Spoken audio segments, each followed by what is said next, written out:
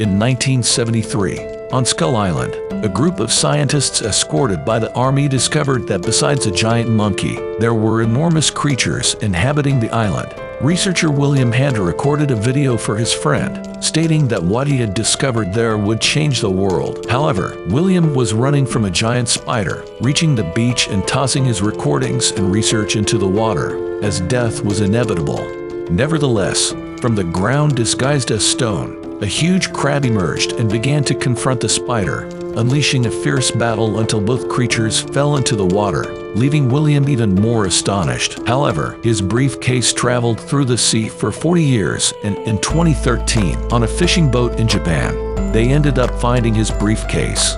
In the present day, we meet Kate Rhonda, who was reviewing her father's apartment contract in Tokyo.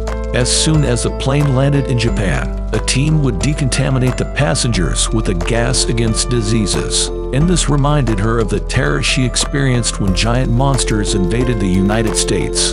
She had these memories very fresh in her mind, and the reason for the trip was a family matter, according to her, as her father had recently passed away and left an apartment for her. However, after the Kaijus appeared in the world, many things changed, as many people profited from the tragedies.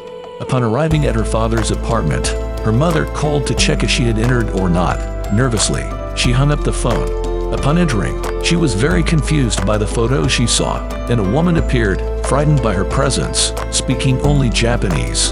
When a boy appeared, he asked what she wanted and said that the man in the photo was Hiroshi, her father. Discovering at that moment that her father had a family in Tokyo and another one in the United States. Let's go back a bit in time to Kazakhstan in 1959, where Keiko and her husband Billy, scientists, are with the soldier Li Shaw going to study a highly radioactive site in the country. Li Shaw was there to protect the scientists in the study area, which was so dangerous that they needed to wear protective masks, although the contamination area required much more than just masks. There, they encountered an armed boy who was hunting rabbits. Keiko tried to explain that the area was dangerous and that the rabbit he hunted could be contaminated, but the boy said that these were just tales to scare away the curious, as the government had opened a hole in the earth that led to hell and wanted to hide it, and he would show them. And as they went to the location, they discovered a huge crater. Strangely, on the radiation meter, it showed that the area had no contamination at all, and what the boy said was true. Somehow, the government wanted to hide that area. Back in Tokyo, Kate was sitting in front of her father's other family, and Kentaro, her brother, had doubts about her. He asked for proof, and she showed some photos of her father when he stayed at home on weekends. It seemed that during the week, he came to stay with the other family in Japan, and this lasted for 30 years. Kate wanted to know which of the women he betrayed first. When Kentaro asked what she wanted, his mother questioned that Hiroshi disappeared out of nowhere. Kate was speechless, walked away, leaving the keys behind. Back in Kazakhstan, the scientists began to investigate the site, and everyone had disappeared from the base. For Shaw, they had probably been devoured by something. So, they set up some bombs to study the seismology of the area. As soon as Shaw generated the simultaneous explosions, they discovered that the bedrock beneath them was hollow, as if something were down there. For the scientist, it was pure joy. But suddenly, everything started to shake, and the buildings cracked, proving that something had moved beneath them. Keiko said that was the right place. Kate was somewhat distraught by what she discovered. It seems that her mother already knew about this other family, and suddenly, the call was interrupted. An alarm system was triggered in the city. It was the protocol in case Godzilla appeared in Japan again. The Japanese were already more prepared than the Americans for the invasion system. Kentaro asked if Hiroshi was with her when Godzilla attacked San Francisco, and Kate replied that he was not. In fact, she was a teacher and was on the bus with students. With the strong earthquake, she was thrown out of the vehicle, and the kaiju itself roared right beside her when it was hit by army missiles. She helped the children from the bus, but unfortunately, debris from the bridge ended up hitting the bus, causing it to fall from the bridge and killing everyone inside. This made her lose control at the station where she was, and she wanted to leave, but was interrupted by her father's other woman, who helped her calm down. Meanwhile, in Kazakhstan, the scientists investigate the structure below, and the ground was full of kaiju eggs. For Billy, it was a new species, and they needed to collect samples. Li Sha found it extremely dangerous, but Keiko would go anyway and needed 5 minutes for that. So, Licha decided to go down with her, even though it was extremely perilous. Back in Tokyo, the Kaiju alert announcement was lifted. There was no more danger, and they could go back to their lives. However, Kentaro and his mother offered Kate to have coffee and also talk about life, but Kate didn't want to know about the woman with whom her father betrayed her mother. However, for the boy, he also had the same impression, so Kentaro took her to the office where, for him, his father only developed software for satellites.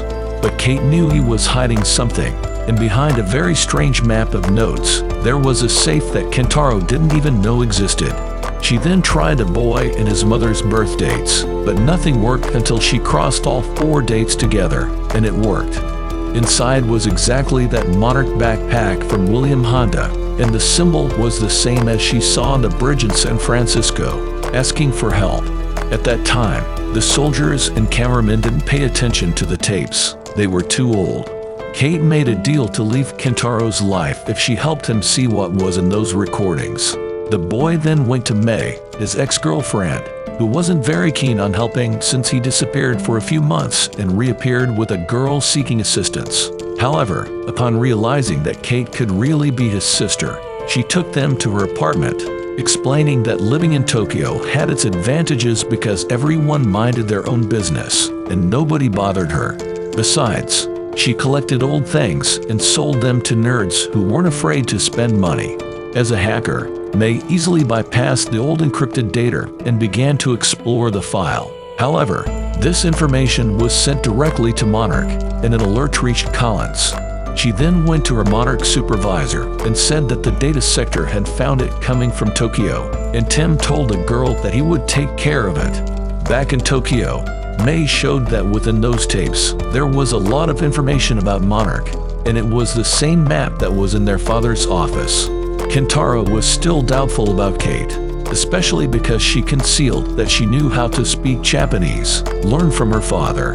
In 2014, a few days after the Godzilla attack, Kate went to find her father at a camp. She saw him for the last time, as he left tickets to Reno for her and her mother, but couldn't stay as he needed to return to Japan. Despite being upset, Kate couldn't stop him, and a week later, she found out that his plane disappeared in Alaska, without finding any wreckage. In a photo, she saw her grandmother Keiko inside a kaiju footprint and wanted to understand what she was doing there. In Kazakhstan, Keiko and Lee descended to see the eggs, but suddenly, an earthquake occurred, causing the eggs to hatch, and various small kaijus, resembling cockroaches, began to emerge. Keiko suffered the worst, as when she was returning by the rope, the creatures swarmed around her leg. Even though she shot at them, there was no way. Keiko ended up falling to certain death. Now, in Malina in 1952, Lieutenant Shaw reported to his superior. He got involved in a bar fight, and as punishment, he was assigned to the escort mission of Keiko Miura, causing confusion due to sexist behavior. The doctor threw her weight around, not liking Shaw from the get-go. Driving at high speed, Keiko explained that she was investigating high levels of isotopes in the area, which could indicate a Russian or American bomb. However, she was sure it wasn't a bomb, and that's why they were going to investigate. Kentaro tried to return to normal life, but the discovery about his father made him take a different turn. When he went to his father's office, he became upset, throwing things on the floor, making a mess. Opening one of the cabinets with the right key, he found a Monarch folder. In it, there were enlistment files for Li Sha, who currently lived in a retirement home, and an old tape from 1952 in the Philippines, generating more doubts in the boy. In that year, Shaw and Keiko were preparing for the reconnaissance mission when they heard something coming from the forest. It was a person filming the area, and for Shaw, it seemed like a spy. However, Billy Ronda explained that he was a Navy veteran on a mission and asked Lieutenant Sean ought to shoot him. William, in fact, was a cryptozoologist who studied unknown or yet to be discovered animals. He was impressed with the tools they used, and it seemed like they were looking for the same thing because they wanted to know the truth. Kate didn't realize she was being followed in Tokyo as she headed to the airport. She wasn't in the mood to talk to her mother on the phone, and at that moment, Tim from Monarch appeared by her side. He tried to be friendly, saying he was American and harmless, but Kate avoided him. However, Tim wanted to talk about the Monarch files, revealing that she wasn't in trouble yet, but those files belonged to them. However, in an attempt to deceive Tim with a phone call to escape, Kate was caught by the woman who was following her. They took her by car, put a bag over her head, but this made her panic, remembering the Godzilla attack in San Francisco. This caused the driver to be distracted, resulting in an accident, flipping the car on the avenue, and Kate emerged unharmed, escaping from Tim. Kentaro went to look for May, but she wasn't willing to talk to him because, in reality, she was investigating Monarch's files and didn't want to be interrupted. Kate went to the police station to file a kidnapping complaint, but the officer, seeing that she was a tourist, believed she had exaggerated due to drinking. However, Kate was not drunk and demanded answers. Seeing that the officer wouldn't be much help, she left. When Kentaro arrived home, he saw his mother removing photos of his father from the album. To prevent her from going through more emotional problems, they started tearing up photos together, and then she said she was going to sleep. However, in the midst of those torn photos, there was one of Lee Shaw, generating more doubts about who this person was. Back in the Philippines, Shaw was discussing local legends of an ionizing dragon with Billy, something Shaw considered nonsense.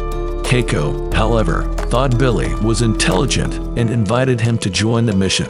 Shaw, on the other hand, didn't want Billy interfering, so Keiko dismissed Shaw to return to the base.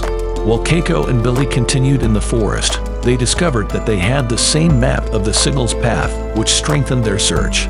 Eventually, they found a ship lost in the middle of the jungle, and Billy even knew its name, which was Lautal. Meanwhile, Kate got lost in an alley in Japan and went to May's apartment. There, she discovered that Monarch people were tampering with the girl's computer. Hidden, May and Kate left without being seen, while Kentaro's mother revealed that Lee Shaw was his father's uncle, the only relative he had. Hiroshi never talked about him because he seemed to have a secret and very busy life. Tim from Monarch went to Kentaro's house looking for the Rinna files. Sensing possible hostility, Kentaro's mother gave a photo to the boy and asked him to return the files, but it was all part of a plan. Tim saw a photo of his father, and Kentaro took advantage of it to escape. They only managed to find the empty briefcase. Back in the Philippines, Billy revealed that he knew the ship Plotol that sank in 1943 in Pearl Harbor, over 8,000 kilometers away. Inside, he began recording, as if it were a haunted ship. However, Bill found his belongings that were on that ship, recounting that at the time the ship sank, he was one of the crew members, and it seemed like something had grabbed the ship. He was the sole survivor of that attack. Lee Shaw, in the Jeep, saw a strange light in the sky and decided to return to the scientists. May and Kate found Kentaro, and they were unsure of what to do, whether to hand over the files or escape from Tim. On the ship, Bill and Keiko found fresh decomposing bodies that didn't make sense since the ship should have sunk 9 years ago. When they returned to the corridor, they saw the saliva of something strange that had passed through. The youngsters decided to track down Colonel Shaw, who lived in a retirement retreat. When they introduced themselves, Shaw was surprised to see Hiroshi's children, who barely knew each other. However, as there were many cameras there, they went outside for some fresh air, and Shaw revealed himself to be their great-uncle. While they were talking, May discovered that the place was fully monitored by Monarch, and Shaw was there, wearing an ankle monitor, for discovering information about them. Shaw revealed that even if the youngsters escaped, they would be pursued. However, he cut off his ankle monitor and threw it into the lake, deciding to escape from Monarch's prison. They had 60 seconds to decide the next step. On the ship, Bill and Keiko finally discovered what was inside that place. It was a huge creature that wanted to catch them. Bill ended up getting trapped in the debris. Chaw's arrival was crucial to rescue them in time, escaping before the ship almost crushed everyone. However, upon exiting, they indeed saw what was inside. It was a flying kaiju that resembled a dragon, confirming the existence of enormous monsters in that place. Thus concludes the first 2 episodes of Monarch.